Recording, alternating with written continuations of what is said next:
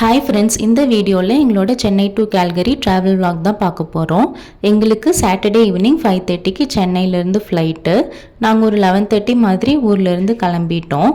1:30 2 அப்போல்லாம் airport reach ஆகிட்டோம். Lunch back பண்ணி எடுத்துகிட்டு வந்துட்டோம். அதனால் அங்கேயே லஞ்ச் சாப்பிட்டுட்டோம். கொஞ்ச நேரத்துலேயே அப்பா அம்மா அண்ணா அண்ணி பசங்க எல்லோரும் வந்துட்டாங்க. எல்லாருக்கூடவும் கொஞ்சம் நேரம் டைம் ஸ்பெண்ட் பண்ணிகிட்டு இருந்தோம். அப்புறம் ஒரு 4 o'clock மாதிரி ஏர்போர்ட்குள்ளே கிளம்பிட்டோம்.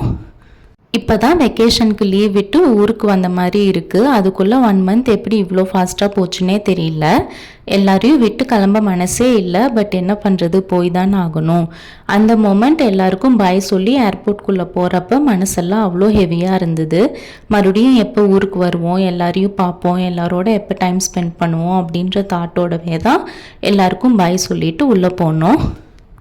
எங்களுக்கு first flight Air India Chennai to Delhi flight evening 5:30க்கு. ஃபஸ்ட்டு உள்ளே போனதும் லக்கேஜ் எல்லாம் செக்இன் பண்ணிட்டோம். எங்களுக்கு 3 செக்இன் பேக், 3 கேரி பேக், அது போக பர்சனல் பேக்ஸ் இருந்தது. நாங்கள் செக்இன் பேக் போடுறப்பவே அவங்க ஏதாவது கேரி பேக்கும் செக்இன் பண்ணுறதுனா பண்ணிடுங்கன்னாங்க. சரி அப்படின்னு நாங்கள் 2 கேரி பேக்குமே போட்டுட்டோம். ஒரு கேரி பேக்கில் மட்டும் சாப்பாடெல்லாம் வச்சுருந்தோம். அதனால் அது மட்டும் கையில் எடுத்துகிட்டு மற்ற எல்லா பேக்கையுமே செக்இனில் போட்டுட்டோம். ஃப்ளைட் கரெக்ட் டைமுக்கு போர்ட் ஆகிட்டோம். இது ரொம்ப ஷார்ட் ஃப்ளைட் தான், 2.5 hours தான் ட்ராவல். இந்த ஃப்ளைட்டுக்கு எங்களுக்கு ஒன்றா சீட் கிடைக்கல. பட் சின்ன ஃப்ளைட் தானே அப்படின்ட்டு நாங்கள் ஓகேன்னு புக் பண்ணிக்கிட்டோம். ஒரு 8:30 மாதிரிலாம் நாங்கள் டெல்லிக்கு ரீச் ஆகிட்டோம்.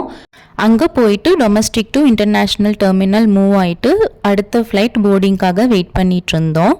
எங்களுக்கு அடுத்த ஃப்ளைட்டு இங்கேருந்து 1:30க்கு தான். Delhi to London air India flight. இங்கே எங்களுக்கு லே ஓவர் கொஞ்சம் அதிகம். அதனால் வீட்டிலருந்தே நாங்கள் டின்னர்லாம் எடுத்துகிட்டு வந்துட்டோம். எல்லாம் சாப்பிட்டுட்டு வெயிட் பண்ணிகிட்டு இருந்தோம். ஏர்போர்ட்லேயே பாப்பா தூங்கிட்டா. அப்புறம் நாங்கள் கரெக்டான டைமுக்கு ஃப்ளைட் போர்ட் ஆகிட்டோம். இந்த ஃப்ளைட் ட்ராவல் ஒரு 12 hours இருந்தது. நாங்கள் ஏறினதுமே கொஞ்சம் நேரம் தூங்கிட்டோம். வரப்போ இருந்த ஃப்ளைட்டை கம்பேர் பண்ணுறப்ப இந்த ஃப்ளைட் நல்லாவே இருந்தது. மானிட்டர் எல்லாம் ஒர்க் ஆச்சு. அண்ட் அதே மாதிரி சீட்டும் கம்ஃபர்டபுளாக இருந்தது. தூங்கி எந்திரிச்சு பிரேக்ஃபாஸ்ட் கொடுத்தாங்க. சாப்பிட்டுட்டு பாப்பா கொஞ்சம் நேரம் அவளோட கலரிங் புக்ஸ்லலாம் விளையாண்டுட்டு இருந்தா. அதுக்கப்புறம் நாங்கள் லண்டன் டைம் 7:10 மாதிரி லேண்ட் ஆகிட்டோம். இங்கேருந்து எங்களுக்கு அடுத்த ஃப்ளைட் 10:15க்கு. எங்களுக்கு லே ஓவர் ஒரு 3 hours தான் இருந்தது. அது இந்த டெர்மினல்லேருந்து எங்களோட போர்டிங் டெர்மினலுக்கு போகிறதுக்கு கரெக்டாக இருந்தது. அங்கே போய் கொஞ்சம் நேரம் ரிலாக்ஸ் பண்ணிகிட்டு இருந்தோம். அப்புறம் கரெக்டாக 10:15க்கெல்லாம் போர்ட் ஆகிட்டோம். இந்த ஃப்ளைட் எங்களுக்கு London to Calgary air Canada flight. ஒரு 10 hours ட்ராவல் இருக்கும். லண்டனில் லேண்டிங் அப்போவும் சரி, டேக் ஆஃப் அப்போவும் சரி, மேலேருந்து சிட்டியை பார்க்குறதுக்கு அவ்வளோ சூப்பராக இருந்தது. எல்லா பில்டிங்ஸும் ஒரே மாதிரியே இருந்தது. க்ளவுட்ஸ்க்கு நடுவில் அந்த சிட்டி வியூவை பார்க்குறதுக்கு அவ்வளோ சூப்பராக இருந்தது. எல்லாம் ரசித்து பார்த்துக்கிட்டே போயிட்டுருந்தோம். எங்களுக்கு மற்ற 2 ஃப்ளைட்டை விட இந்த ஃப்ளைட்டில் தான் ரொம்ப போர் அடிச்சது. 10 hours ட்ராவல் தான். பட் இந்த ஃப்ளைட்டில் நாங்கள் ஃபுல்லாக தூங்கவே இல்லை. பாப்பாவும் ஒரு 2 hours 3 hours தான் தூங்கியிருப்பா. அதுக்கு மேலே தூங்கலை.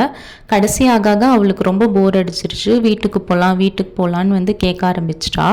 நாங்களும் அவளுக்கு மாற்றி மாற்றி கலரிங் புக்ஸ், டாய்ஸ் அப்படின்னு கொடுத்து என்கேஜ் பண்ணிட்டு தான் இருந்தோம். பட் கடைசி கொஞ்சம் நேரம் அவளுக்கு ரொம்ப போர் அடிச்சிருச்சு. அப்புறம் மற்ற 2 ஃப்ளைட்டை கம்பேர் பண்ணுறப்ப சாப்பாடு இதில் ரொம்ப நல்லா இருந்தது. எல்லோரும் சாப்பிட்டுட்டு பாப்பா கூட கொஞ்சம் நேரம் விளையாண்டுட்டு வந்துட்டு இருந்தோம். கடைசி 2 hours எங்களுக்குமே ரொம்ப போர் அடிச்சுது. எப்படா வீட்டுக்கு போவோம் அப்படின்ற மாதிரி தான் இருந்தது. நாங்கள் ஒரு 12:10 மாதிரி இங்கே கேல்கரி ரீச் ஆகிட்டோம். இந்த ட்ராவல் ஐட்னரியோட ஒரு பெரிய ப்ளஸ்ன்னு பார்த்தா நாங்கள் லக்கேஜ் எங்கேயுமே எடுக்கலை. சென்னையில் போட்டது அடுத்து கேல்கரி தான் எடுத்தோம்.